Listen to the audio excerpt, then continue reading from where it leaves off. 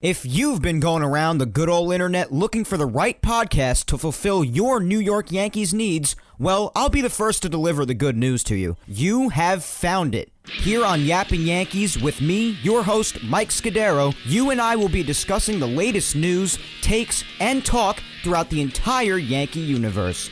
Oh, and there may be some ranting on my behalf. Yeah. Anyway, what do you say we get to it? Let's get to yapping! Well, hello there, my fellow Yankee fans, and welcome to episode 136 of the Yapping Yankees podcast, where we yap about those Yanks and nothing but those Yanks. As always, I am your host, Mike Scudero, here on the 10th day of April in the year 2022. And most importantly, happy opening day weekend, my friends, and happy Palm Sunday. Happy. Finally. So what's going on, guys? Other than everything. Holy Moses. Crazy days, I tell you. So, it is opening weekend. It is a holiday, at least if you're Catholic or Christian, the holiday of Palm Sunday. We've got baseball back. Even Easter is next Sunday, of course, which, by the way, I guess I should knock out this announcement now since I just mentioned Easter next Sunday. Just a quick little announcement, but next Sunday, there will not be a Yapping Yankees episode. I know, not a very good note to start the episode off on, just in my first few sentences of the day. But there's not going to be a Yapping Yankees episode next Sunday. I should just knock that out right away since I already mentioned Easter. Easter is obviously a massive holiday, even for people outside of the Catholic and Christian faiths. But it's a huge holiday. And, you know what? I've done enough holiday episodes of this show, first of all. Second of all, the grind has never stopped for years now, but especially lately, I've just been going non-stop. So I really just like a weekend to myself and with my immediate family to relax and enjoy the holiday. And oh, hell, I don't need an explanation. No episode next Sunday, okay? You've gotten so much Yapping Yankees these last 3 years overall. Even these last 3 months in a row since I came back from my few weeks long hiatus. So you guys are fine if I take a week off every once in a blue moon. So, no episode next Sunday on Easter. But I will be back, of course, with episode 137 the next Sunday on the 24th. So, don't worry, it's just taking a week off, enjoying the Easter holiday, as you should too.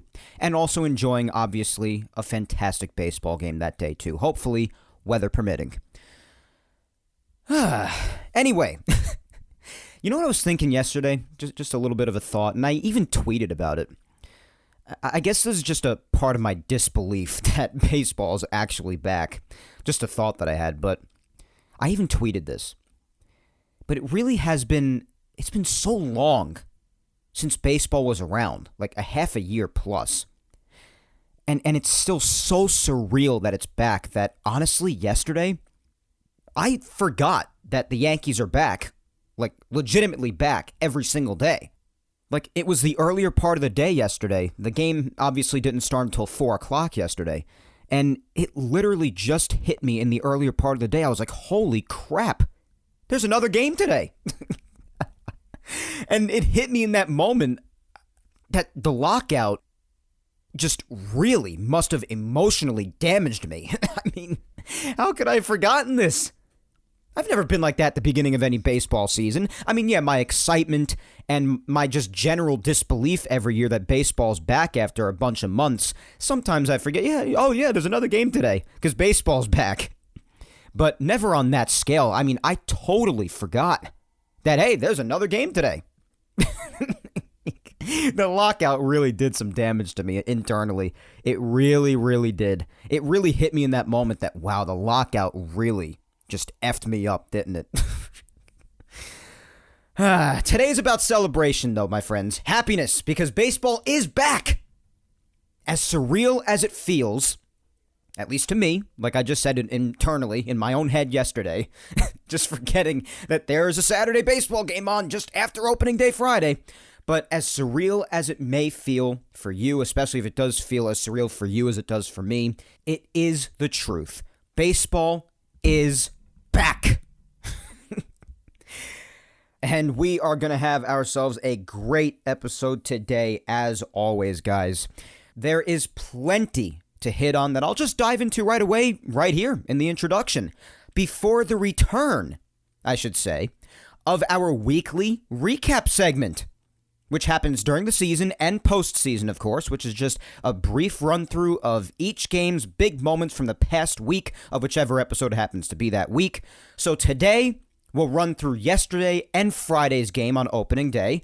Thursday was rained out, of course, so it was just pushed back to Friday. So only 2 regular season games so far, and honestly, it still would have been that way even if they played on Thursday, because Friday was set to be an off day. As per usual, as annoying as that is, having an off day right after opening day. But this year it worked out because there had to be a rain out on Thursday, so they just pushed it back to Friday. So in any event, regardless, we will be recapping the first 2 regular season games for the Yankees and how exciting they both were. Later tonight is the final game of the 3-game set against Boston, since at the time I'm recording, it's only the afternoon. And tonight's game isn't until 7 o'clock. On ESPN. And by the time I release this episode, that game will be done. I'm not releasing it until after the game ends, which you will see on social media, of course, when I'm blasting it out all over the place, like I always do every week. But at the time I'm recording right now, the game has not even started yet, and it's not even close to starting. It's not starting for another 5 or 6 hours from when I'm recording right now, so there's still plenty of time, and I'm not releasing it until after it is over, just so you know. But I'll just hit on what happened news-wise this past week. I'll hit on some things, and then we'll recap the first 2 games of the Yankees 2022 season, and then wrap things up as usual with this week's social media segment. So some main points from this past week. The Yanks did make a couple more small depth moves. They traded for another pitcher, David McKay, with the Rays, just for cash considerations, so more pitching depth for the Yankees, and just a little history on David McKay. He hasn't pitched since 2020, and before that, there's not really many good stats to show for, but you know what? It's depth. It's pitching depth, and at the end of the day, it's just for cash considerations, so it's totally fine as far as I'm concerned. And I've been waiting for days to talk about this one. The return of a familiar face. A face that brings about a lot of, let's say, passion in the Yankees fan base. Greg Bird. Remember him? Highly anticipated, and prior to getting hurt every 4 seconds, even skilled first baseman for the Yanks. Made a big difference in the unforgettable 2017 postseason run, especially with that huge second-deck home run into right field at the stadium against the Indians off Andrew Miller in the ALDS. And since then, he's done nothing but bounce around from team to team and get injured. Well, Bird has returned to the Yankees on a minor league deal. After a promising spring training, believe it or not, had a very promising spring training with the Blue Jays during the spring. And some of you might have even heard, even a really good year in AAA last year in the Rockies system with their AAA affiliate. Now, granted, it's AAA, but certainly better than anything we've seen from him in probably give or take a half a decade since all the promise with the Yanks from 2015 to 2017-ish. I mean, I used to love Bird. I really did. I saw so much potential in him when Judge, him, and Gary all came up within the same year or two within each other from when they all came up. I used to love Greg Bird. I loved how good he was at first base. I thought he was going to be a perfect guy for Mark Teixeira to pass off the torch to for first base. And I was just so psyched about it. And then we all know what happened later on, a couple of years later. But anyways, he just serves as a depth piece in the minors for now, so I'm fine with it. But it certainly stirs up a lot of old feelings for a lot of people. With all the promise, hype, the good moments even. But then ultimately ended up being a bust because of his complete inability to stay healthy. So Bird is back. That's definitely another point that a lot of people spoke a lot about this past week because, again, stirs up a lot of old emotions throughout the fan base. Also from this past week, the final 28-man roster was set. And we spoke a bunch about that last week and even the week before that, maybe even the week before that, just speculating on what they were going to do. And I did end up being right about feeling like they were going to go with the 16 pitchers and the 12 hitters to combine for the 28-man roster. It just seemed like that they were really going in that direction. I predicted that they would, and they did. I just really felt they were going to lean that way, especially since the Yanks themselves even kept on saying they felt like they might. And I got some guesses right about who would fill out certain spots that people weren't 100% sure about. Like Marinaccio getting one of the extra spots, I was right about that. And Marwin Gonzalez making it, but a lot of us predicted that. He just really had a killer spring and really deserved that spot, at least I thought. And then I did get some things wrong, like Tim LeCastro not making it, for instance, which really surprised me. Despite the Yanks going 16-12 and therefore losing their bench spot, or a bench spot. But he's a solid bench piece with versatility, great speed, and they gave him a major league deal when they brought him back in the spring, so I was just a bit surprised about that. But again, they did lose a bench piece because they went 16-12, so I guess they had to cut somebody, and Marwin Gonzalez, I think, was more deserving. He had a killer spring, so not to mention he could play 6 or 7 different positions, so I was a bit surprised about that, though I really thought that LeCastro would make it somehow. And also, one other thing I got wrong, they decided to go with J.P. Sears instead of Manny Banuelos, like I took a wild guess on. I don't know, I speculated that Banuelos might make the team, but they went with J.P. Sears, which is fine. They seemed to be deciding on who would get that last extra spot, and the 2 extra spots that I predicted were Ron Marinaccio, which again, that was the one I got right, and then I predicted Banuelos, but Sears got it instead. And they were deciding, and they chose Sears, so that's fine. But anyways, here's the total final 28-man roster that the Yankees chose heading into the 2022 season. Pitchers, Garrett Cole, Luis Severino, Jordan Montgomery, Jameson Taillon, Nestor Cortez. That's your starting rotation, at least for now. Aroldis Chapman, Chad Green, Clay Holmes, Michael King, Jonathan Loáisiga, Lucas Litke, Wandy Peralta, Miguel Castro, new pickup from the Mets in that trade, J.P. Sears, Ron Marinaccio, and Clark Schmidt. So Clark Schmidt ended up making it as well.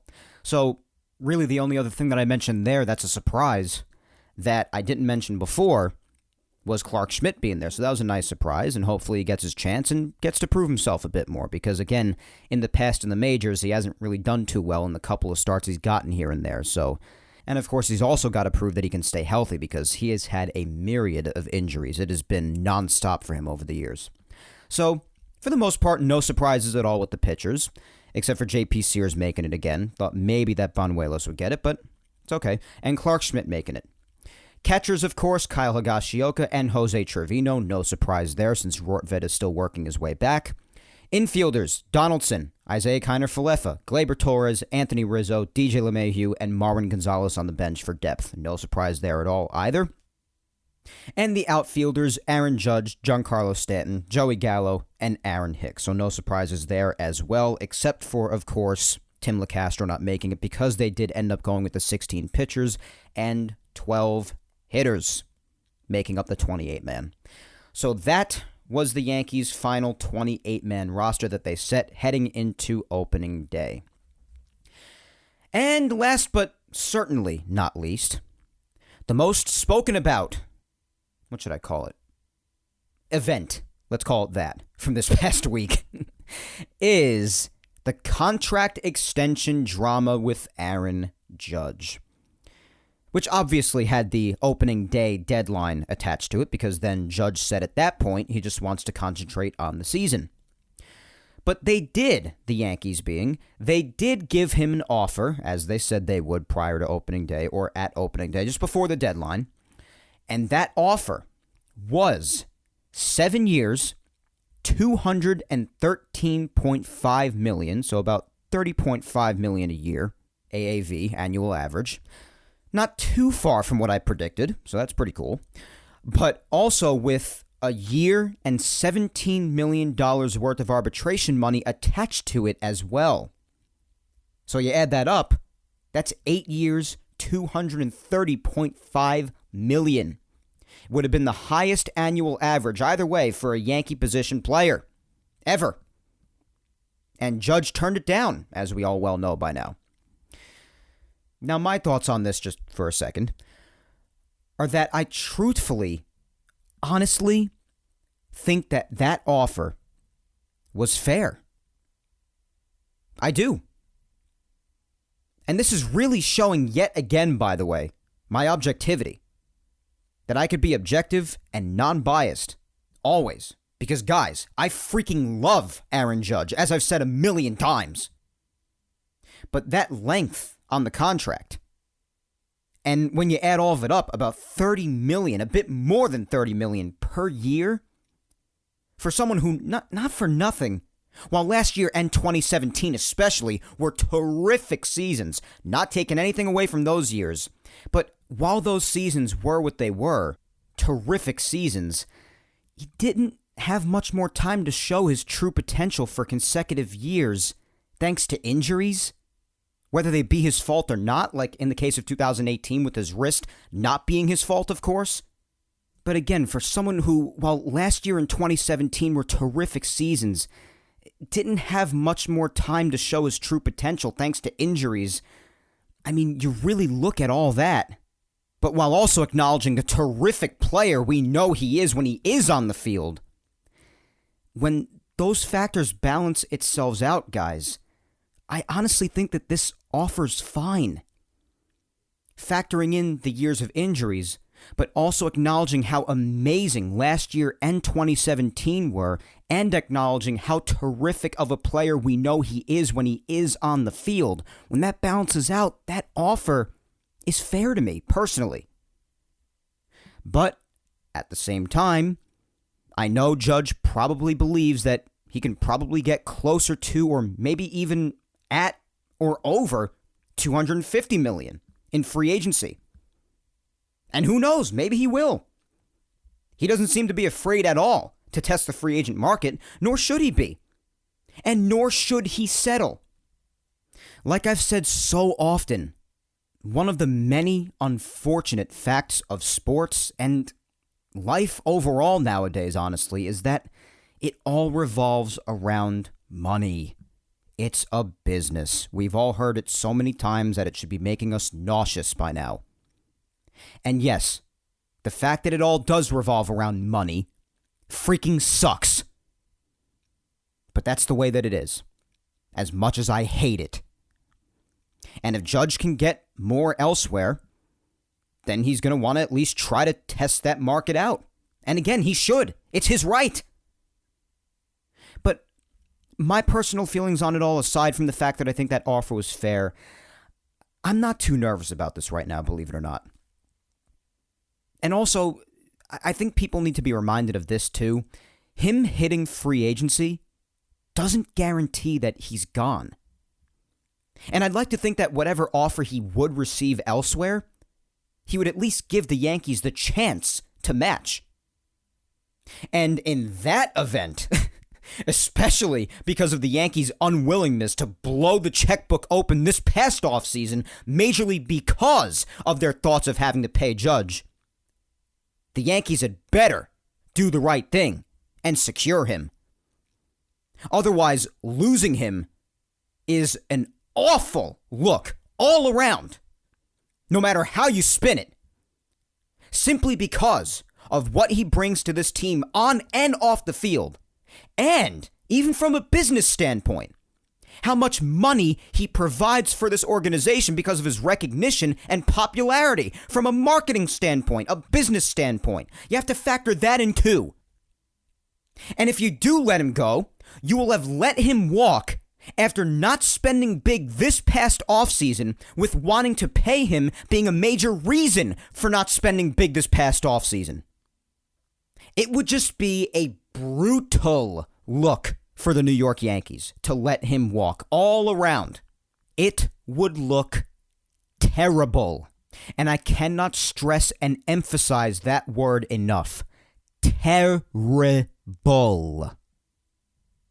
So, since an agreement between these two sides was not reached by Judge's opening day imposed negotiating deadline, well, where do they go from here, you might ask?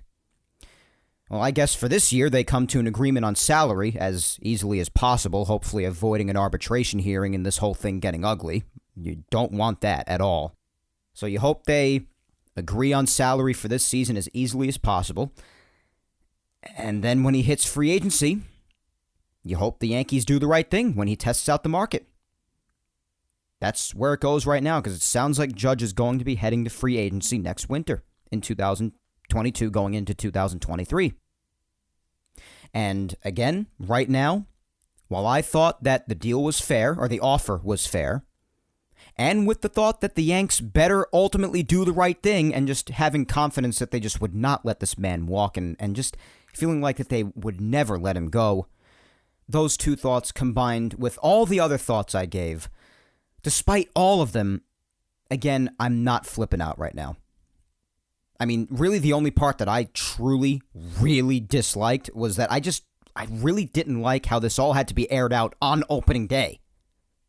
It's like the CBA negotiations. How long you had for these discussions and negotiations to take place and hopefully reach an agreement at the end. How long you had. And then you run it up right to the established deadline, and then you air it out publicly upon said deadline. Especially on a day like opening day. I hate that crap, as I'm sure you do too. Some people didn't let it put that much of a damper on their opening day. I didn't let it put too much of a damper on it, but it inevitably had that little part of your head going, oh my God, that had to happen today amidst all my excitement and thrill that baseball's finally returned after a hellish winter this past offseason. I mean, it's inevitable. I didn't let it ruin my day, but inevitably, in the back of my mind, as I'm sure it was like this for the rest of you, that was there a little bit. Like, it really just had to happen on opening day. That's really just what you were telling yourself. At least that's what I was telling myself. So that's the only crap that I really, really just have little to no patience for at all. All the time that there was. And then it has to be aired out on opening day and not have an agreement reached on top of that. It's just not fun. It's not fun for any fan to have to follow and then deal with after the fact. Just have a press conference about it and just air it out publicly. It's crap. It's crap.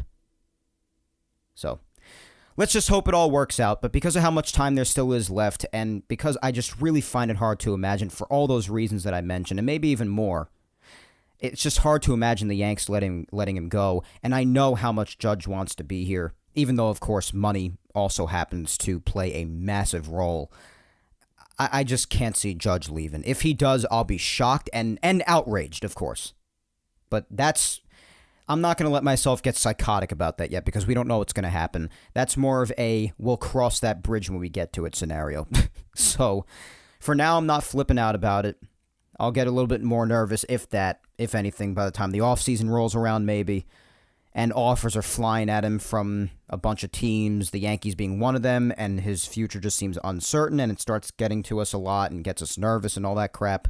But until then, I'm remaining calm. I'm not flipping out about it. I'm not going to overreact to anything. We'll see what happens. And let's just hope in the meantime, before all this free agent chaos with Judge comes to fruition in the offseason, that this season he's able to concentrate well, that they can agree easily on a salary for him this season, and that he kicks ass and helps lead the Yankees as far as they can possibly go, hopefully, of course, to a World Series championship for the first time since 2009.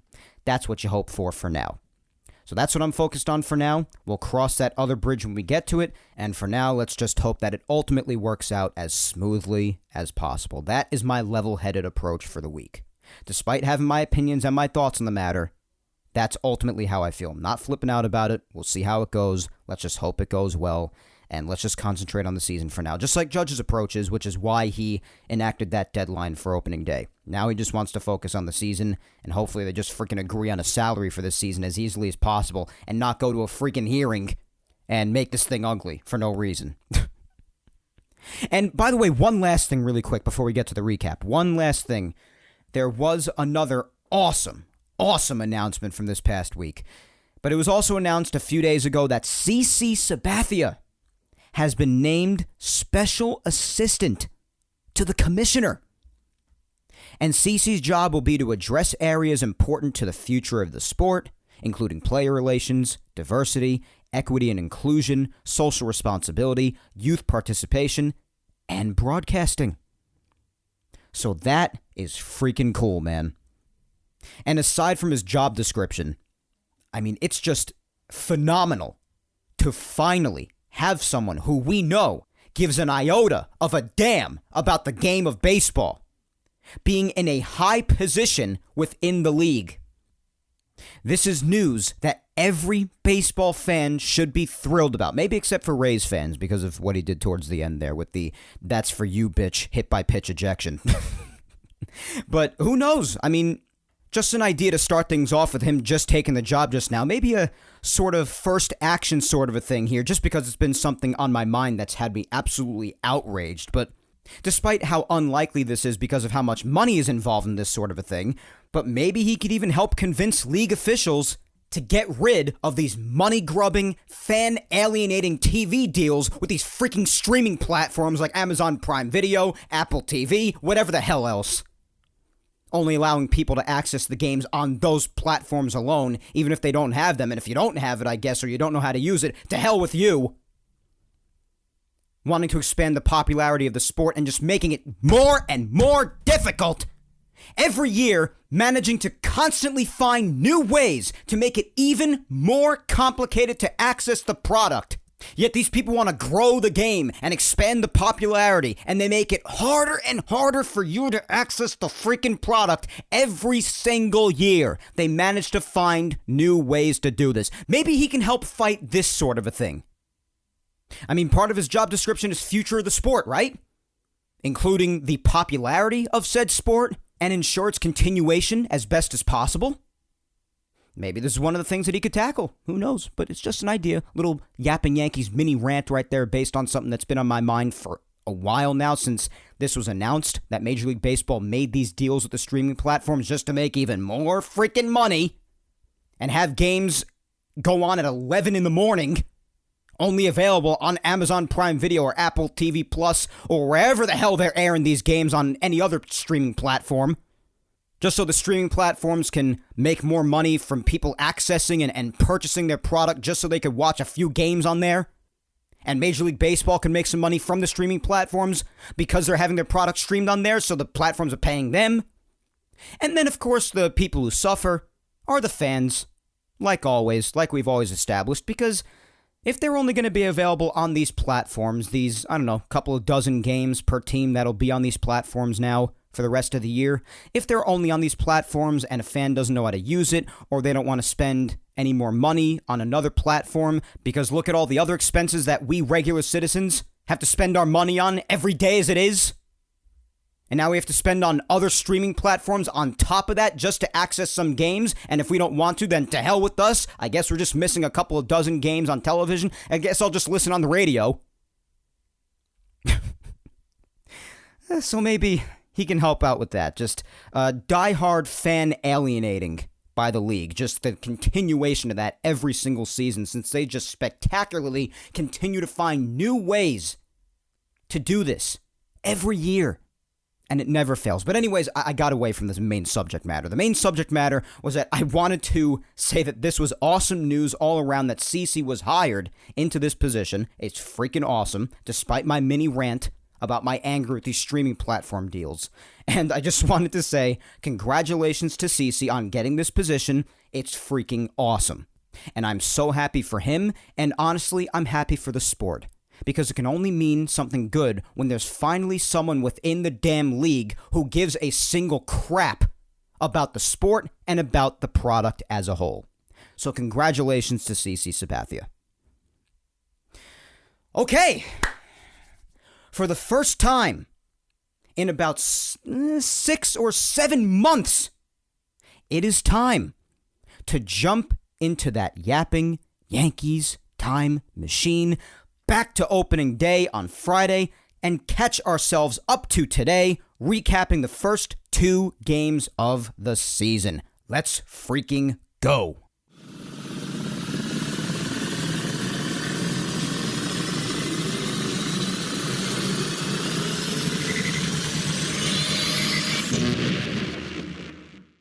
It has been quite a while since we heard that now, hasn't it, my friends? Nonetheless, it is good to finally have the weekly recap segment back. So opening day, Friday. And what a way it was to kick off the season, my friends. I saw someone on Twitter say that the Yanks and Sox should kick off the season against each other every year. And you know what? I'm inclined to agree with that.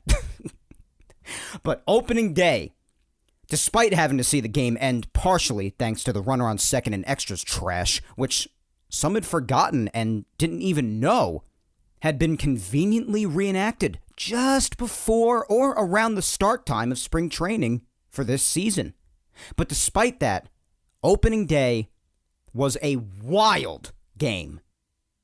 Gerrit Cole started the game for the Yanks, of course, against Nathan Eovaldi, the Red Sox opening day starter, and Nathan Eovaldi, obviously a former Yankee.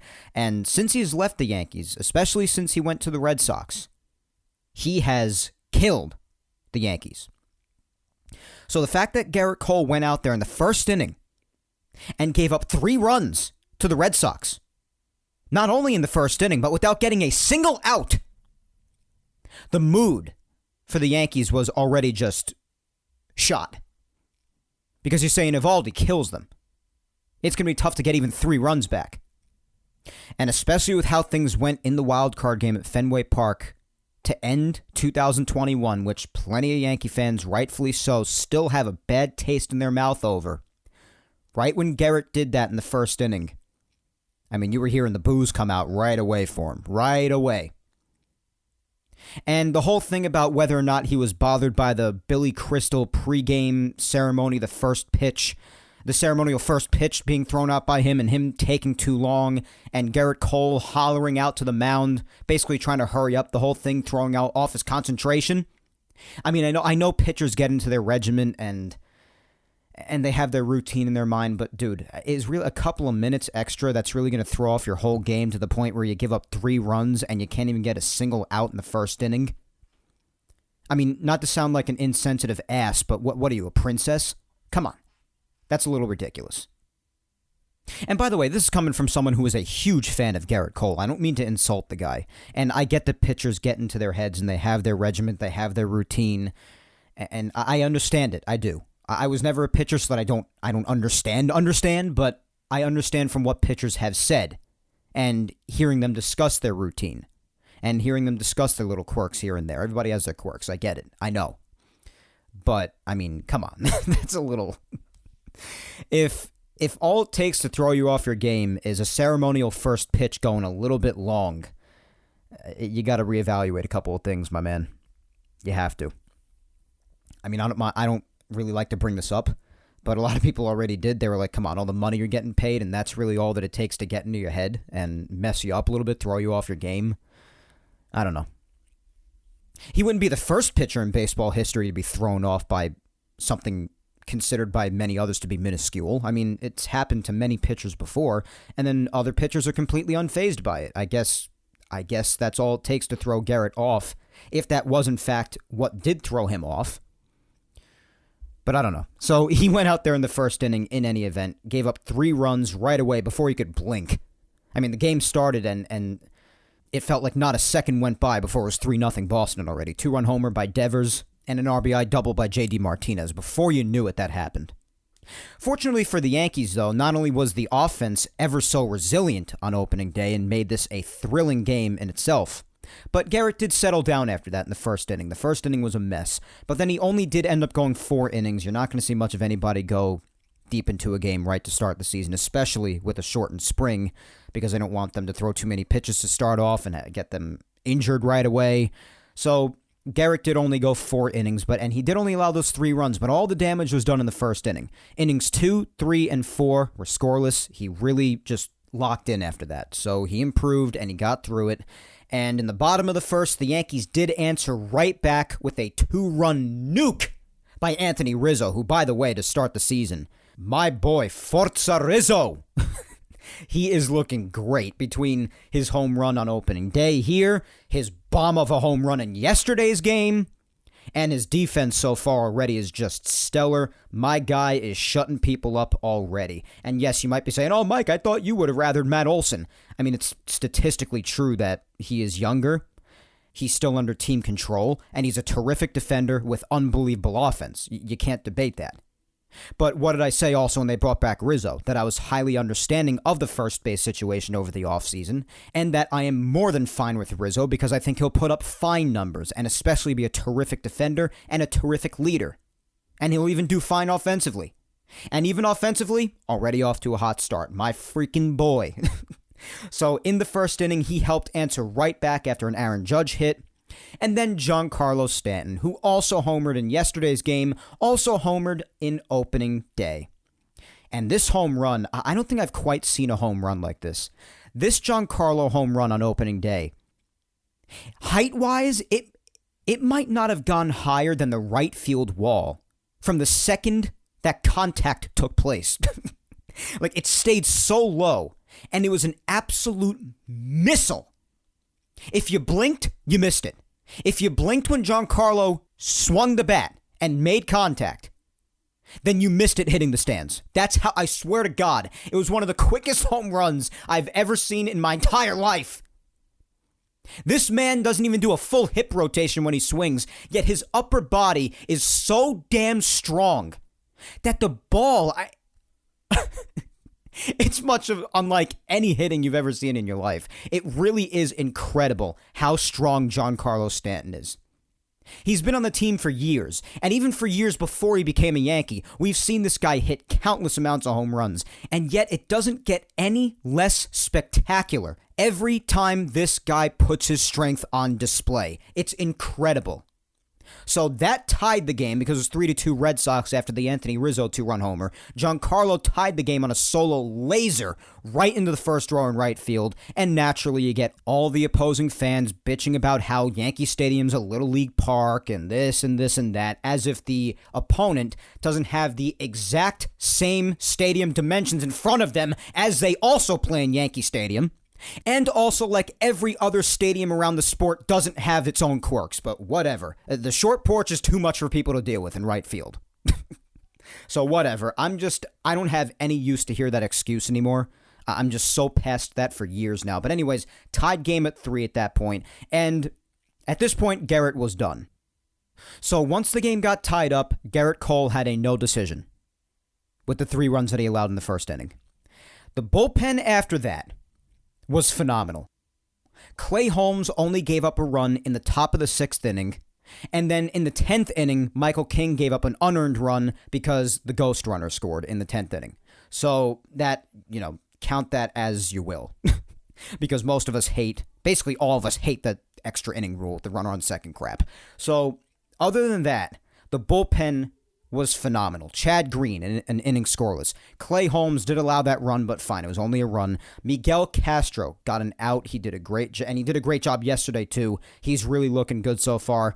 Jonathan Loaisiga, of course, untouchable. An inning and a third scoreless on opening day. Wandy Peralta, 2/3 of an inning scoreless. Aroldis Chapman, a scoreless 9th inning, striking out 2. And then Michael King, who has just turned out to be a superb reliever, as I've said. Just amazing. And we've spoken about him as a starter compared to a reliever. It's obvious that he's better as a reliever. We've spoken about this since last year and probably even before that. But the guy has become such an incredible reliever. Did allow the ghost runner to score in the 10th inning, but in the 11th, scoreless, did a fantastic job. His stuff is moving so well. His fastball, that slider and curveball, that's improved even more since he worked with Corey Kluber last year. Just really, really great stuff. So the bullpen held out. And then once it was tied at 3, some really good back and forth action. In the top of the 6th, Alex Verdugo got an RBI single to make it 4-3 Boston. Then DJ LeMahieu hit his first home run of the season to right center field to tie the game at 4 on a solo shot in the bottom of the 8th, just when it was seeming like the Yankees were running out of time. Top of the 10th, Xander Bogaerts got an RBI single driving in that ghost runner to make it 5-4 Boston. Then in the bottom of the 10th, Gleyber Torres, who hadn't started the game, coming off the bench to pinch hit in the bottom of the 10th inning, puts up a terrific at-bat, hits a sacrifice fly to center field, scores Marwin Gonzalez to tie the game up at 5 again. Top of the 11th was when Michael King pitched a stellar scoreless inning, even with the ghost runner. And then bottom of the 11th, new Yankee, Josh Donaldson, hits an RBI single up the middle, just squeaks past it, slow ground ball up the middle, squeaks past Bogarts and Story going up the middle. Isaiah Kiner-Falefa, who was the ghost runner in that inning, comes around to score, so both people who came over in that Twins trade, Kiner-Falefa scored, Donaldson drove him in, Donaldson especially making a difference there. Yankees win an incredible first game of the season by a score of 6-5. So, unbelievable game. Great start to the season. Of course, Michael King would get the win on the day. Just awesome stuff. And then the final game of the week to recap, yesterday. I mean, that's really it. Only 2 games so far because tonight's game here on Sunday has not taken place yet at the time I'm recording. You're listening to it after it's already happened, whether it be later in the week or later tonight. But yesterday was a great game in its own right.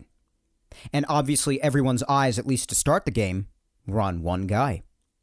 And that was Luis Severino, who again was making his first major league start since 2019. 2020 missed all of it, of course. And then 2021, he was coming back from the Tommy John surgery, missed time, had setback after setback, and just finished off the year as a reliever. First start since 2019. 3 seasons ago. It's crazy.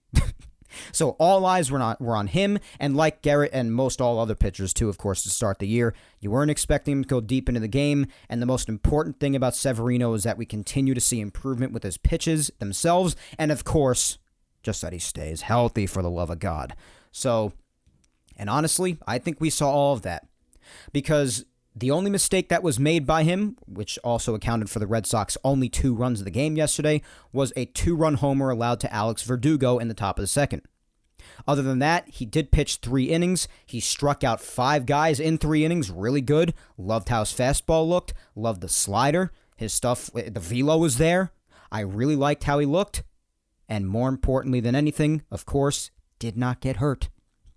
So those are really the main important things I'm looking for Sevy so far. Just stay healthy, keep that steady build going, and more over time, he'll go deeper and deeper into games. And then he'll be like the Sevy that we knew that was starting game after game after game after game, all the way back in 2018, which was the last full season as a starter that he put in. So 3 innings, 5 hits, 2 runs, only on that 1 mistake to Verdugo, and 5 strikeouts, no walks. So I really liked what I saw out of Sevy. Then as far as pitching the rest of the game, Ron Marinaccio came in. He struggled coming in first. He was a little wild. Then they met at the mound. After that, finished off the inning real well. Scoreless inning of work, 2 strikeouts. His changeup was killer. Oh, he has a great changeup. Love it. Miguel Castro, again, like I said before about opening day when he got an out for the team, came in to work a whole inning yesterday. Scoreless inning, looked really good. Lucas Litke, scoreless inning of work. He would end up getting the win on the day. Chad Green, scoreless inning. Clay Holmes, scoreless 8th. And Aroldis Chapman, again, a scoreless 9th. He would get his first save of 2022. And the offense would come from people who made their names noticed on opening day as well. Same 2 people that homered. Anthony Rizzo, another 2-run shot. Forza Rizzo. How many times do I gotta say it? So he homered again. That tied the game at 2 at the time in the bottom of the 4th. And then in the bottom of the 6th, Giancarlo Stanton again. If you were one of those people complaining about his home run that made it into the first row in the short porch on opening day, well, you had to shut your mouth about this one. Because about 440 feet later, over the visitors' bullpen, into the bleachers in left center field, a freaking nuke by Giancarlo Stanton that I have watched no less than about 10,000 times. Because there's just something so satisfying about Giancarlo Stanton's nuke home runs. His strength is a wonder. Sorry, it's just fun to watch. And like I've admitted many times, Like, for instance, Jose Altuve is just the Yankees' daddy at this point, more often than not, like I've admitted that time and time again. You also have to admit, and even big Red Sox fans like Jared Carrabis, who I really appreciate, have admitted this as well. At this point, I think it's just safe to say, and there's no shame in admitting it, that Giancarlo Stanton is the Red Sox daddy. He just is. That marked 6 games in a row going back to last year that he's hit a home run against the Red Sox. Not to mention, I'm pretty sure, even though, of course, they got the end result that favored them with the wild card game, but I'm pretty sure a lot of Red Sox are still haunted by how Stanton just haunted them at those crucial games at the end of the season at Fenway with those huge home runs over the monster that were just game deciders and massively important moments. Oh my God, and he just continues to kill them. And if there's anything that the general Yankee fan out there loves more than anything at all, it's any certain Yankee doing their job against Boston. And yet you still have your clowns out there every now and again booing Stanton. For what reason? Nobody knows anymore. But we just shouldn't care anymore. Because we know what this man's capable of. And if for nothing else, you should appreciate him just because of how he kills Boston. I mean, come on. So, a 2-run homer by him as well. An absolute atom bomb into the left center field bleachers. That made it 4-2 Yankees. And with the bullpen again just being stellar, that would be the final 4-2 as we head into tonight's game with the Yankees attempting to open up the season with a sweep of the Red Sox. Could you imagine a better start to a season? Because I can't. So I hope they get it done later when the game is to be played. You obviously know the end result by the time you're listening to this, whether it be later tonight or later in the week. But it ought to be epic. I hope so. I hope we have another good game tonight, and I hope, of course, the Yankees can complete the sweep and head into their next series against Toronto with a 3-0 record, because that'd be nice because I am scared crapless of Toronto. But anyways, those are all the games to recap, guys, because that's really it. Game tonight hasn't happened, but I can tell you what's coming up, which is usually how I always wrap up the recap segment. So coming up for the rest of the week, especially because we won't have an episode next Sunday for Easter, definitely important to go over this. The Yankees have a 4-game set coming up against Toronto right here in New York in the Bronx. Tomorrow night, it starts on Monday. It'll be Alex Manoah against Jameson Taillon making his first start of the season, 7:05 p.m. Eastern. Tuesday, also at 7:05 Eastern, Blue Jays and Yankees again. Here in New York, Nestor Cortez will take the mound in his first start of the year. My boy Nestor, Nasty Nestor, against Yusei Kikuchi, a new Blue Jay, coming over from Seattle, of course. Wednesday, again, 7:05 Eastern. Jose Barrios goes for the Blue Jays, and the Yankees have not announced a starter for that yet. And they also have not announced a starter for Thursday, which will be the 4th and final game of the 4-game set. 7:05 again, and the Blue Jays will be throwing out Kevin Gausman.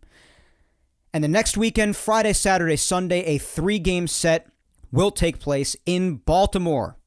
And the Orioles are already 0-3. So that should be fun next weekend. Starting on Friday, which is Jackie Robinson Day, by the way. April 15th, always a very, very nice day to commemorate the memory of Jackie Robinson. Everybody wearing number 42 and remembering his greatness. The Yankees will be kicking off their series in Baltimore that weekend. Again, 3-game set starting on Friday, 7:05 Eastern in Baltimore. Then Saturday, again, 7:05 Eastern, second game of the series. And the third and final game of the series next Sunday on Easter, April 17th, will be at 1:05 Eastern to wrap up the series in Baltimore. And then I guess I'll tell you the next week, too, since I will not be speaking to you again until the 24th. Yankees got an off day on Monday, April 18th, before heading to Detroit and starting a 3-game set against the Tigers starting on Tuesday, the 19th. That game will be at 6:40 Eastern, first game of 3 in Detroit on Tuesday. Wednesday will also be at 6:40 Eastern in Detroit, Yankees and Tigers. And Thursday, the 21st, will be at 1:10 Eastern to wrap up that series. And then the weekend when I'll be talking to you again, the weekend of the 24th, the Yankees return home, finally, to face the Cleveland, not the Indians anymore, the Guardians They will be coming back home to face the Guardians for a 3-game weekend set. On Friday, it'll be a 7:05 Eastern game to kick off the series. Saturday, the middle game will be at 1:05 Eastern. And then Sunday, to wrap up the weekend, will be a 1:35 p.m. Eastern start. So a little bit of an odd time there to start that one. And of course, that'll be the next time that we chat. So I'll probably just give the final scores for the week prior, and then we'll recap the prior week leading up to the 24th, just that week. We'll do a little bit more of an in-depth, but briefer still, run-through of those games. So that's it for the recap, guys. Only 2 games to recap, and then 2 weeks here, since I won't be talking to you until the 24th, just to give you a little forecast on what's coming up for the remainder of the Yankees schedule until we talk next. So what's the only thing we have left to do for the show, my friends? That's right, the social media segment. And this week, I've got a question for you that we'll start on Twitter with. And because the season has just begun, and because some Yankee fans are probably inevitably feeling a bit optimistic already because of how good the first 2 games have gone, that could very quickly change after tonight, depending on what happens. But the question very simply is, because it's still the beginning of the season, and it's still valid to ask this, is what will the Yankees' 2022 record be when the regular season is over? So what's their record going to be this year? That's basically that. Last week we did the annual Yapping Yankees tradition of giving me your hottest takes for the upcoming season before the season starts. And then usually to start the season, I also like to ask, well, how many wins do you think they're going to get? What do you think their record's going to be? So I saved that for this week, and that's our question for this week. Now, we're obviously already almost an hour in because of the return of the recap segment, so the show is inevitably a little bit more crunched together. But so I'm not going to read as many social media replies with the recap segment being back as I usually do, but you know me, I'm still going to try to squeeze in as much as I possibly can. How many wins do I think they'll get? Really quick, I've been battling since yesterday internally about whether I think they'll win either maybe 95 or 96. I think that's a safe number to go with.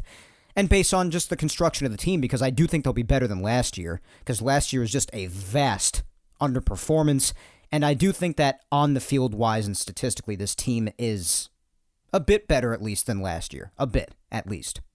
So I do think they'll win more than 90 games, but I also don't think they'll win like 100 plus. I could be wrong, but as of now, I don't. We'll see if I end up being wrong or not, but I'm battling between 95 and 96. And I honestly still haven't decided, so I guess it's sort of a game time decision here. But yeah, screw it. I'll go with 96. So in that case, 96 and 66. And you see how I did that math right there? I wish that was what a lot of people in the replies did, because I'll tell you what, a lot of you in the replies when I asked you what you think the Yankees' record will be, it is unbelievable how many of you down the replies cannot do basic math. It is unbelievable. I think I saw someone down in the replies say like 98 and 72. Bro, that's 170 games. There's 162 games. And then you had your regular riots and your comedians saying 162 and 0 or 173 and 0. Yeah, I know. You guys are hysterical. It's a wonder how you guys aren't in the stand-up comedy field.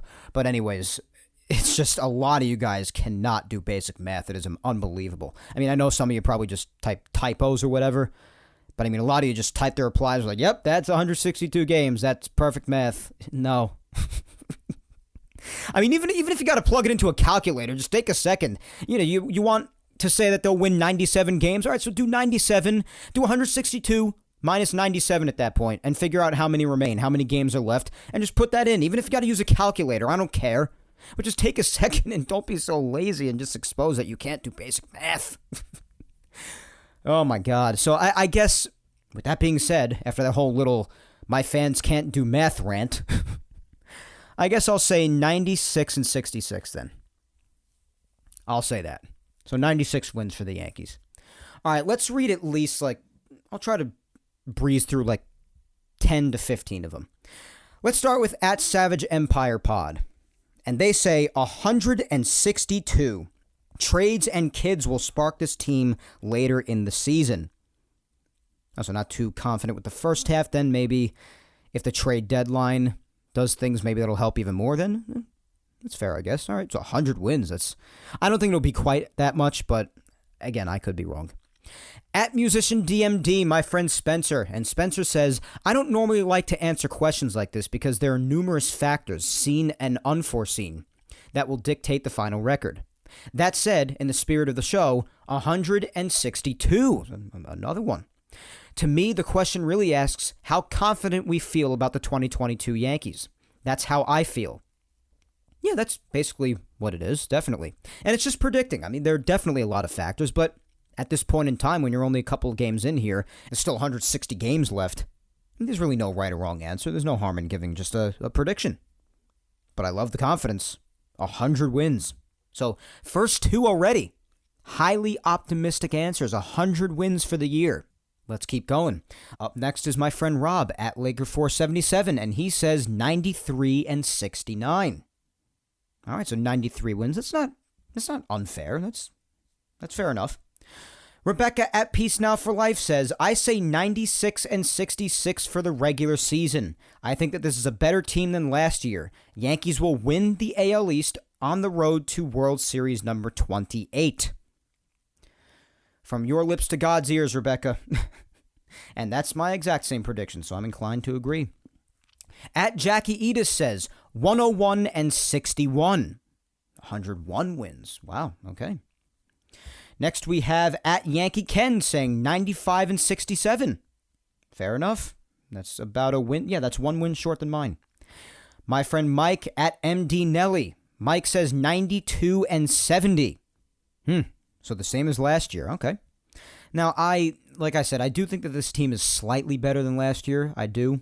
Not unbelievably better, but I do think it is better. So that's why I'm bumping it up a bit to 96, and I was battling between 95 and 96. But all right, some people don't really see that much of an improvement from last year's team, so it's fair enough. We'll see now, won't we? My friend Tina at Mountain Gal 456 is up next, and she says 96 and 66. That's mine. At RJ Verdi 1256 says 92 and 70. So another repeat of last year, all right. At Kristen_Marie NY says 92 and 70. So again, you got some people predicting 100 wins, some people predicting the same as me, and some people predicting the same exact record as last year. Fair enough. Next we have at Patchman14 saying 97 and 59. Might want to check your math there, my guy. About 6 games short. Again, this is what I'm talking about. I don't know. People can't add up to 162. It's funny. At Yankees Lauren saying, I'm going 97 and 65. All right. So it seems like most people are ranging from the mid to high 90s and even into the low 100s. At Tornado Sky 1 says 162. Gotten a few of those. At Glaber RBW says 99 and 63. 99 wins. I would love that. At Steve Zim 66 says 162 and 0. I said what I said. Realistically, let's go 102 and 60 though. Okay. I mean, 102 would still be amazing. At Zalman 888, my friend Jed says 96 and 66. I agree. At TCH True says 95 and 67. All right, got a bunch of those. Let's just do a few more. At When You Wish _ says 99 and 61. 63, you mean? It's funny. Guys, just plug it into a calculator. At EDEF63 says 94 and 68. The 94 wins. All right, that'd be fine. I'm not going to go insane over that. That'd be okay. Anywhere from like 94 to like 102. Just try to fall within that window. That'd be quite nice. Next, we've got at Michael349 55529 says 98 and 72. That's the 98 and 72 one I said before. That's 170 games, my guy. So yeah, 98. That'd be 64 you're looking for. 98 and 64. At Great Hambino 28 says 162 and 0. Yeah, got another comedian here. Well, I mean, listen, going into tonight's game, since tonight's game hasn't happened yet, I don't know if they'll remain undefeated and sweep tonight, but listen, as long as they have no losses, they are on pace for that at the moment. I'll give you that. At RMNY1976 says 97 and 65. Okay. At Batista, well known on Yankees Twitter, Batista predicts 93 and 69. All right, so one game better than last year. Okay. At Aaron Yankees fan says 98 and 67. I think you mean 64. Math, guys. Math. It was important in school. You obviously did not pay attention. At Mark Orsi says 101 and 61. That'd be sick. 101, 102, that'd be incredible. At JMarsD420 says 2 and 160. Oh my gosh, they're going to lose out from here? A 160 game losing streak. Yikes. At N Costanzo 24 says, let's be realistic, 157 and 5. That's plenty realistic. I don't see an issue there. Oh my God, you comedians. All right, let's do a couple more. At RIP NYY 2021. Now, you might want to change that at. 2021 is in the past, bro. And they say 87 and 73. Again, you are a couple of games short there, my guy. Third place and a wild card team. Well, I don't know if they're going to be a wild card team or win the division, but in any event, you're a couple of games short. But not very confident. All right, so even worse than last year? That's where I have to disagree. I can't imagine it being much worse than last year, if worse at all. I can't. I just can't. The underperforming was on a level like we've never seen before, and I'd be shocked if with a roster like that we ever see something on the scales of that ever again, because that was just, oh my God. 2021 really was an offensive nightmare, wasn't it? It was just, it tormented us every day. Horrible. All right, let's do one more. Let's see. Who haven't I read? Anybody? Oh, yeah, there are plenty here. All right, let's just do one more. At Shiftman Yehuda says 102 and 60. We got a lot of 100 wins in these replies. A lot of people are very confident. Wow. I'm not going to take issue with that. All right, so we read a crap ton of them here on Twitter. I just breezed right through them. So thank you all for replying on Twitter and for your interactions every week. You know the deal. I love you guys so much for it. Thank you so much. Plenty of yous I didn't get to, but that's, again, it's going to happen every week, guys. I hate to tell you. It's just too many yous. All right, over on Instagram, let's read a couple over there and then put a bow on this episode. What do you say? Same question. What will the Yankees' 2022 record be when the regular season is over? What do you think their record is going to be? First person here on Instagram, I'm just going to read a couple before ending the episode here. First one up on Instagram. Official 52011, my man on Instagram, says 96 and 66. I agree. Okay, let's do the usual final two.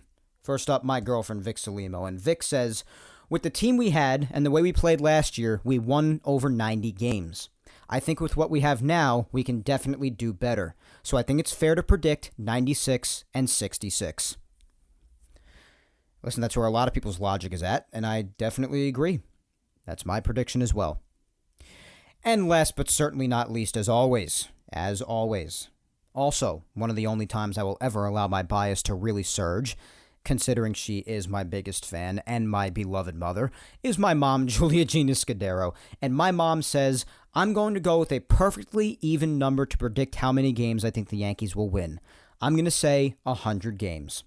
I'd be thrilled if they managed to possibly win even more by chance, but that's my prediction. I'll stick with 100, as I do think they will do better than last year and really surprise people.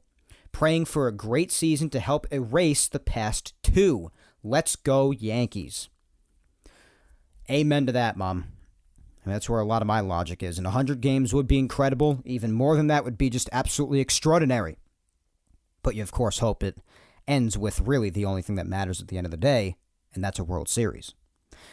And to help erase the last two, yeah, God Almighty, please help erase the last two. Because 2021 was torture, ended in an awful way. And 2020, of course, because of the shortened season and all the chaos, was just a freak show. So, absolutely. Erase the last two. I am very much in support of that.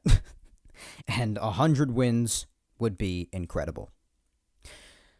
But with that being said, my friends, that is all for the social media segment that, again, I am so grateful to each and every one of you for interacting with every single week. And that is also all for episode 136 of Yapping Yankees today, loaded with discussion. I had a blast with this episode, honestly. I hope you guys did too. But before I go, I want to remind you, as always, especially because I again forgot to do it at the beginning of the episode, I want to remind you to follow me on all social medias if you do not already. My Facebook fan page is Mike Scudero NY. Twitter is at Mike Scudero. And Instagram is Mike Scuds97. So please be sure to follow me on all of those if you don't already. And you happen to make it to here, the end of the episode, in order to hear that, because I forgot to say it earlier, which I have strangely gotten the habit of doing a few times these last few weeks. But also, please be sure to also remember to subscribe to Yapping Yankees on all 4 of the platforms that it's available on, guys. YouTube, Apple, Spotify, and SoundCloud. I imagine you're listening on one of those 4, or maybe even more than one of those 4, or maybe even all of them, which I would massively appreciate if you did that. You must love me a ton if you do that. But if you're listening on YouTube, also be sure to just leave a like below if you're listening there. Leave a review on all the others. Just show your love. And if you have the time, it's very possible you could have missed a past episode of Yapping Yankees. And if you did, then be sure to go listen back to those past episodes that you might have missed. Episodes 34 up to episode 136 today are available on YouTube. And every single Yapping Yankees episode, including today's, going all the way back to episode 1, are available on Apple, Spotify, and SoundCloud. So if you've missed any, go back and check them out. Once again, thank you, 3000, for listening to me yap today, my friends. I am Mike Scudero, and I will talk to you in 2 Sundays. Again, no episode next week for Easter Sunday. So I will talk to you in 2 Sundays, April 24th, when I come at you with episode 137 of Yapping Yankees. But until then, my friends, hang in there, be patient, please stay safe, look out for your loved ones, continue to enjoy the hell out of regular season baseball as I am as well, and of course, next Sunday, please have a happy and safe Easter. Enjoy your next 2 weeks until we talk again on the 24th, my friends. Take care.